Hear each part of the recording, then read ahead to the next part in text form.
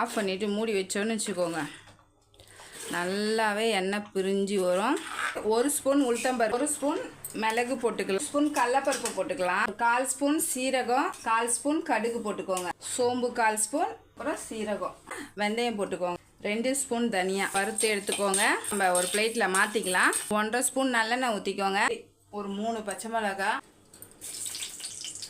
2 கைப்பிடி மொறுன்னு மாற்றிக்கலாம். திருப்பி ஒரு 5 ஸ்பூன் ஊற்றிக்கோங்க. ஸ்பூன் கடுகு, வெந்தயம், மிளகு, சோம்பு, கருவேப்பிலை, 2 கட்டி பூண்டு, 1 கை சின்ன வெங்காயம். இப்போ இது வதங்கட்டும். ஒரே ஒரு தக்காளி போட்டு நல்லா மிக்ஸ் பண்ணிக்கோங்க. இல்லை தண்ணி விட்டு அரைச்சிக்கலாம். ஃபஸ்ட்டு 1 ஸ்பூன் போட்டுக்கிறேன், இப்போ ஒரு 1/2 ஸ்பூன் போட்டுக்கிறேன். இப்போ புளி தண்ணி ஊற்றிக்கலாம். தண்ணி மலர்ந்து வரட்டும்.